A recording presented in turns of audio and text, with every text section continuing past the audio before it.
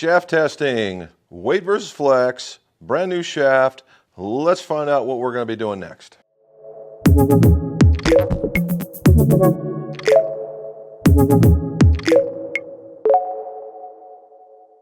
Welcome back to the McGolf Shop. Jim McCleary here, and this is the McGolf channel where we talk about golf club fittings, golf club repairs, golf club reviews.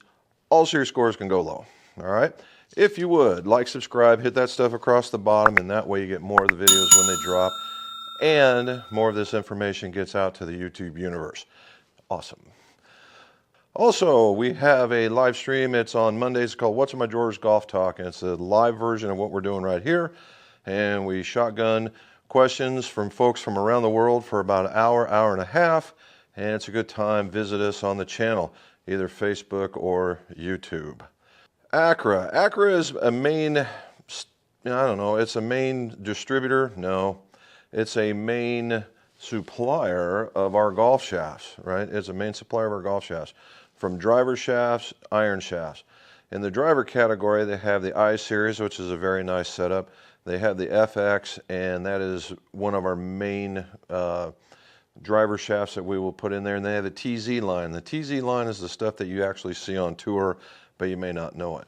Now, we get into irons, and in the irons, they for the longest time only had the I-Series, and then within the I-Series, they had what would be the constant weight series, which was just the weights that were above it. Well, 75, 95, and then maybe 115.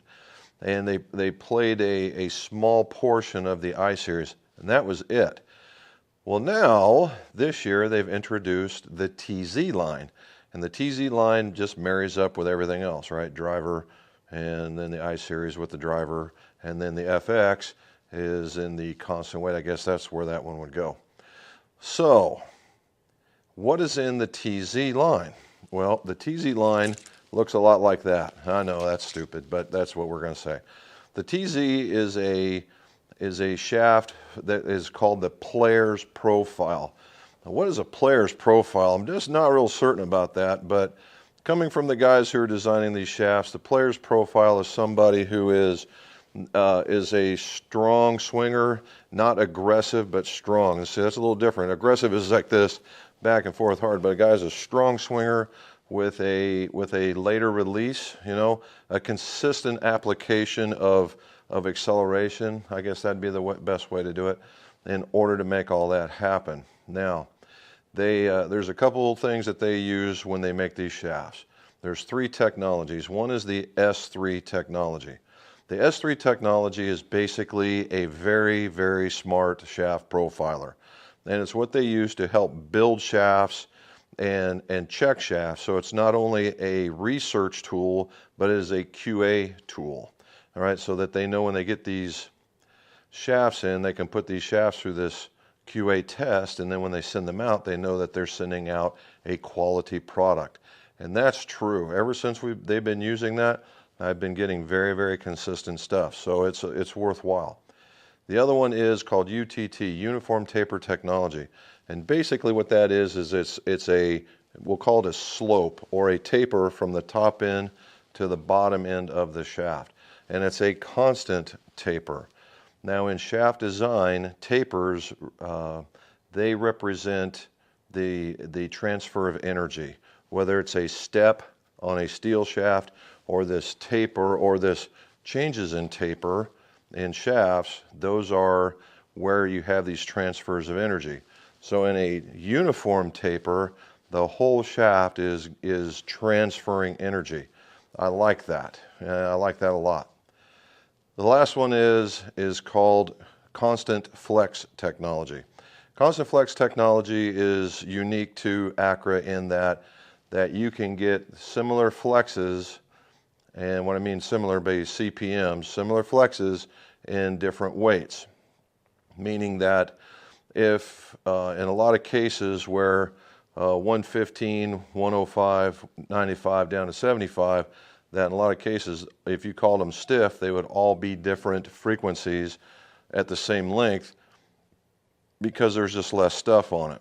Now, what this CFT or constant flex is that you can have very similar flexes across these shafts in order to, and they say the same, constant flex across the shafts in order so that you can test either flex or you can test either weight. Okay, and you have to be very precise when you do that. There's some serious trimming going on when you want to do that, but it can be done, right? And that makes it, again, a unique fitting process. Now, do I fit for flex? To an extent, is not the cure-all, end-all. That is not one of my top 3 or 4, but it is something I certainly want to consider when we are fitting golfers. All right. So the last bit of this is that it also comes in a cool silver PVD finish, and it makes it look like chrome. Makes it look like chrome. See that shine that's coming off of there? That is, it's a pretty damn cool look. It's got prisms in the stripes above and below the logo with the modern Acura logo and the TZ, and then it has the weight profile on there. So what do these come in? They start at 75, they go 85, 95, 105, 115. All right, and I've got, what I did is I made a set standard length, and then I got a set that are 1 inch over for taller golfers. And that's how we're going to fit. Really not had anybody hit these, so I figured why not? Let's do some testing. And we can show weight again, right? We can show which weight works and how things go through there. All right, so the key here is this taking it out and going and playing with each one and giving you these tests? No, it's going to be totally controlled environment. And you go, well, you never know until you get out there. That's bunk. All right, if you're trying to isolate a certain parameter or certain different specs, then you need to be in the same type of environment. Is it cool to hit off the grass and hit 2 or 3 shots off the grass? Sure it is. However, when you're talking about figuring out what it is for you, then this is the way to go. So let's go hit some balls. All right, before we get into the results, I want to tell you about how we did the testing. And we're going to show you what I did was I took 5 shots for each weight, and then I went back and did 3 more shots with each weight, so I could just remove 3 of the worst ones, 3 of the worst distances, that kind of thing, in order to have a more defined comparison. But I want to do a before and after with each one of you. So if we look at this one, and we see this was the TZ75, and we see how this one flies. You know, mostly towards the middle, a little bit of a fan. I got my traditional pull shot in there. Not too bad. But we'll see what happens when we get to the next one. Alrighty, so here is the TZ85. As you notice, it's a little bit tighter, but also more towards the right, my inside. Nice flight, good feel, the whole 9 yards. Here is the 95. Oh, that was 95 with just the 1 shot. Let's go back. And here's 95, again, a bit of a fan. Not so bad that direction, and honestly, we only no poles, but 1 to the left. That's a fairly tight grouping. All right, the 105. We look at the 105. There's my one way out to the right. Let me see how that one flies. Again, there's one out to the right, a little bit wider fan, and you get to see some taller shots with some more penetrating shots. All right, and the last one at 115. Again, a very tight pattern as it takes off into a pole shot area, and so it looks like that one might be the winner of the tight pattern arena. All right, so if we go back here and we look at all the results. Now, these are all 8 shots, so we're not quite done here yet. But the TZ95 was in first from a 180 carry to 187. The 115 is 176, 182. The 85 is 175, 177.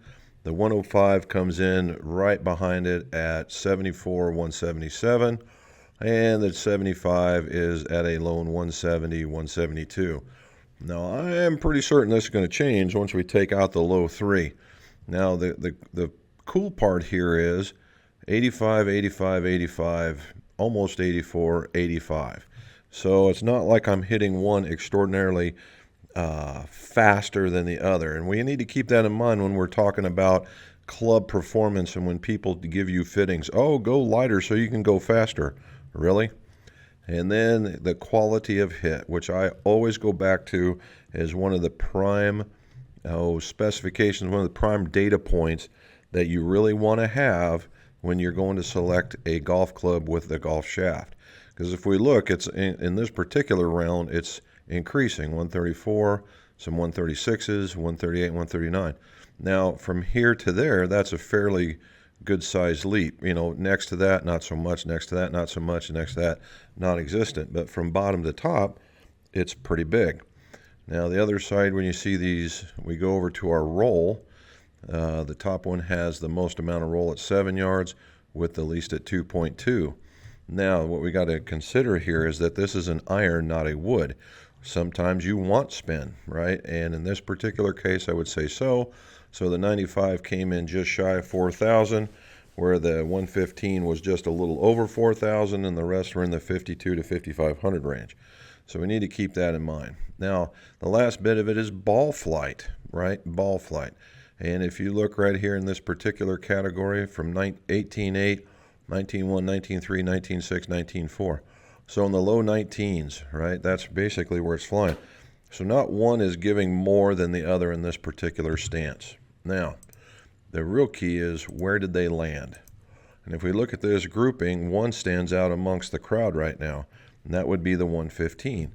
And that kind of goes with all the, how we say it, the typical thought process of a heavy club or a heavy shaft. Very consistent, right? Might not be the furthest, but it's very, very consistent. Right behind it in the green is the 95. Right, the red is the 85. The pink is the 105, and the blue is the 75.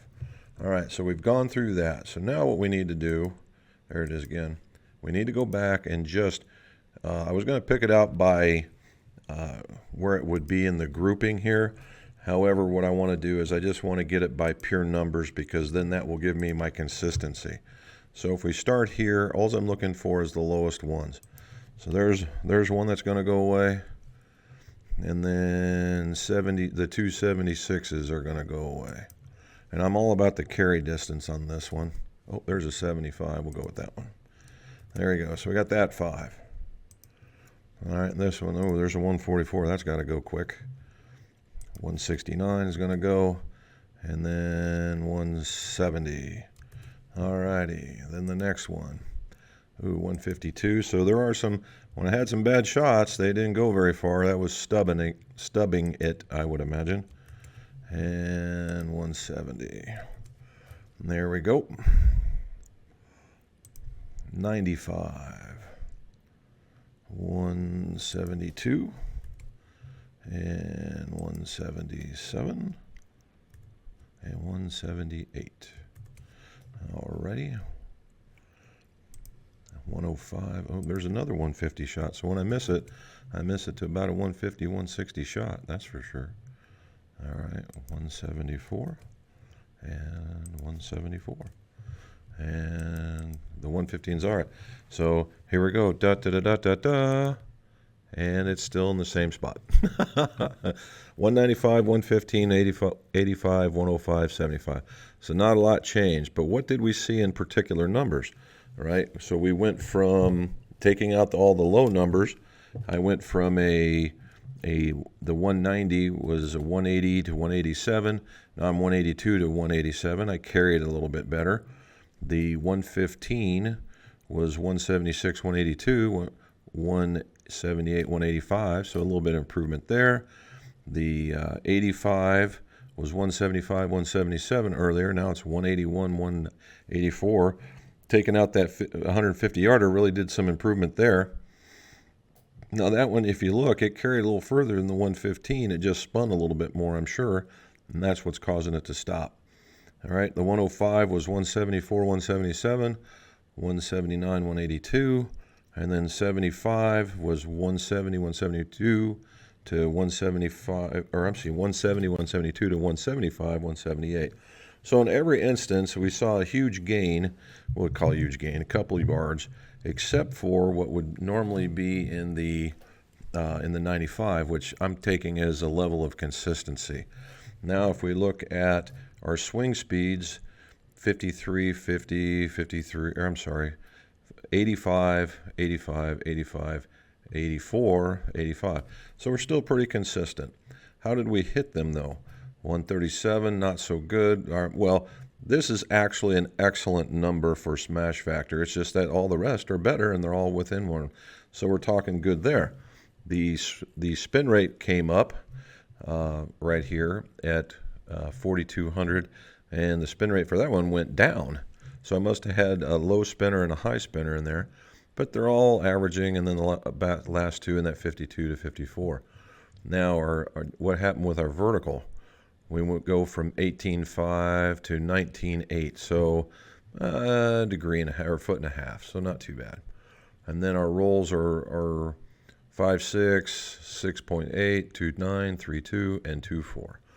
So not too bad. Now, how did they land? How did they land? Oh, a little bit tighter now, right? So if we go to the single club view and we say, okay, so the single club view is that it's a real tight pattern of the 5. However, I'm outwards of 20 plus yards inside of around 8. That's great, but it's tight, but it's to my inside. There's a 75. It's quite short, and it's all over the map. Not liking that one. Now, the 85's very, very tight. Actually, with a couple of shots that were longer than the 115, still sitting at 20 and inside around the 8 again. And there's 95. So 95, not only am I longer in all this, but I'm more towards the center. I'm inside 10 yards predominantly on both sides, and I just have one tug, which is typically my game anyway. So right here, the 95 is working pretty good. And then the 105. And the 105 looks like the 115, just a little bit, maybe just a hair longer right here, but most likely a little hair shorter right there. Alrighty, last bit, and this is where we get a little bit nerdy. From a graphic point of view, there's 115, looks real good. That goes with being consistent. 75 looks real good. 85 not so much. 95 right on the target. 105 a little bit out of touch. So what we're seeing is that this particular profile actually works for me. Alrighty. So if we look at this again, now that we see what we're seeing, this is the 115. We'll just go backwards. There it is, nice and tight like we think it is. All right. The 105 is taken off, still to the pole, but everything's starting to get a little bit tighter now. All right, there's the 95. And there's my 4 going one way with one leaker. 85. Still pull it. If I could stop pulling it, man, this would be all right. This would be a good look. All right, and then 75. And here we go. And again, this one's kind of wavy, and it being too light, that shows up, right? So again, in the last bit of the review, as we look at it, not only is the 95 more condensed, it's also the longest one by about 4 yards, 3 yards respectively. If you went through the whole gambit, I'm actually, 7 yards and 9 yards respectively from top to bottom. But the closest competitor, right? So let's go talk more about the TZ line. All right, so that kind of turned out, I wasn't too totally unsurprised with this one. In a lot of cases, I gravitate towards a 90-gram shaft. Now, in a lot of cases, 90-gram shafts hit that stiff range. Now, I'm still swinging in enough where I can get into the stiff range, but it's my release that's really keeping me there. I'm not a hard pull down kind of guy per se, but I am I can be a strong releaser at the bottom. All right, so what does all this mean? Well, the 75, I really like the feel of that. It is certainly softer. All right, it is certainly softer. The 85 comes really close, and you can tell there's a jump in the way that the club is going to react. And then you get to the 95. For me, that was just took on a whole nother meaning. Honestly, I thought the 105 was going to be one of the big performers, because that's what I'm playing in steel right now, and I thought maybe a familiarity would come back. And it hit well, it just didn't hit like all the others. And then 115, I thought there's no way I'm going to bring this thing around. It turned out it was one of the most consistent shafts that are out there, right? So there's a lot to consider here, right? A lot to consider. Now, when we took a look at the acceleration profiles, and it was kind of funny. It was like every other was really working well for me. So the 95 was working well for me, nice tight pattern. Again, it's telling me that maybe I ought to be swinging some 95 gram shafts, and in that particular flex category. Also, we got to give a nod to Srixon. I used the ZX7s and Srixon golf balls through the entire process. To get a ZX7 out like that, give a nod. I mean, I give a look to Srixon. They did a heck of a good job pushing it out there. And I like the look of the club. The feel is a traditional, one-piece forged type club, and it feels very, very solid. It lets you know when you're not hitting it well, and it lets you know exactly when you're hitting it very, very well. And you can see, I mean, I threw a couple out to 195, but with the average in that 180 category, and if I dunked one, it was the 155, 160 category. So, there's golf, right? That's golf in a nutshell. I was hitting the Q stars because that's the only Srixon ball I had in the shop. So we hit some of those. Those flew very, very well. I was really, really impressed with a Srixon Q star of all things. So not too bad, right? So we got to give the nod to that. So what's it for me? Well, for me, it's a 95 gram shaft. With the player's section, with the player's profile, it has an 8-inch tip section. It had 3 degrees of torque, which 3 to 3.2 is a good middle of the road number for most people, so that's not bad. Its launch characteristics are just a tad lower, and I think that's the player profile when using the S3 numbers, just a little bit lower. And for me, because I hit a high ball, that actually worked out very, very well. So we like that. So there's a whole lot going on. There's gobs and gobs and gobs of different specifications that are on there. And to the point, I'll show you. All right, so it had a launch of 11.1, and it's just a number in relation to the other ones. But I will tell you, in some of the other ones, and some other ones I'm looking at, the launch is 13.8, and another one's even higher still. So this was with the lower launching of the Clan. The tip sections are 8, as I was telling you before. The butt section is in that 80 to 86 category, where in the other ones they're 75. So it's a little firmer in the butt section. All right, in the tip section, just to kind of give you an idea, for the 90 was 34, I believe, and it's 25 in the other one. So what it's saying is that this player's profile is a bit more firm. Okay, is a bit more firm to take the way that you would launch a golf club. Now, that worked out well for me. Okay. Now the question is, I got plenty of other 90 gram shafts on there. We'll have to test those out next to see what might make it into the bag. So the last bit of this, what do I think about this? I think this is a great shaft. I think the 115 I thought was going to be harsh as a brick was very, very comfortable. So somebody who likes that might be swinging very, very fast but is having joint issues, maybe arthritis, or had some broken bones, or is getting the tennis elbow or the shoulders hurt or whatever, this very well may be the thing for you. It's also very controllable with a low torque. It's very similar in a lot of the cases to steel, except where it's going to feel better when you hit the ball. The 105 is a very, very nice shaft for, could be fast swingers or even aggressive swingers. That would take it down. The 95 works for me, right? And then you have the 2 lighter ones, which get just the 85 was right on line. The 75 is just a hair softer. So if you're an older golfer that is still a great player and still wants that feel, the way the club is supposed to react, but you just have problem with the weight, this could be that one for you as well. All right, so hopefully you learned a little something about the shafts.